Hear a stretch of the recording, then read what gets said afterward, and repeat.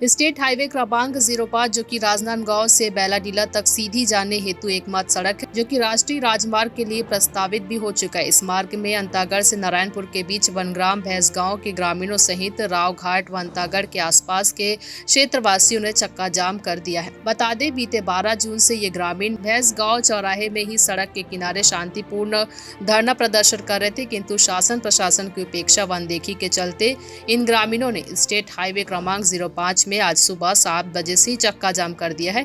चक्का जाम कब तक रहेगा यह कहा नहीं जा सकता, क्योंकि शाम के 4 बजे तक कोई भी प्रशासनिक अधिकारी या क्षेत्रीय जनप्रतिनिधि इन ग्रामीणों को समझाने या उनकी मांगों को शासन तक पहुंचाने नहीं पहुंचे थे।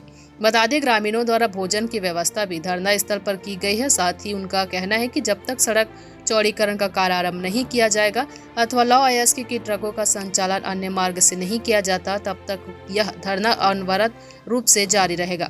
इस चक्का जाम में राजनांदगांव से जगदलपुर बैलाडीला जाने वाले राहगीर फंसे हुए हैं। कुछ राहगीरों को पुलिस विभाग द्वारा पहले ही रोक कर बता दिया जा रहा था कि आगे चक्का जाम है, आप अपना मार्ग बदल कर जा सकते हैं, किंतु भारी ट्रकों को प्रदर्शनकारियों ने वापस जाने भी नहीं दिया, जिसकी वजह से सड़क के किनारे ट्रकों की कतार लग गई है। अंतागढ़ से विप्लव कुंडू की रिपोर्ट। मोठा होला तो और हमारे जनता नहीं सुनो बिल्कुल चोटता बड़ा दूसरा कोई न हो तो चप्पी धराव देते तो हुतरा में हमारे मोहित होना, ऐसा मोहित होना हमारे के लिए है।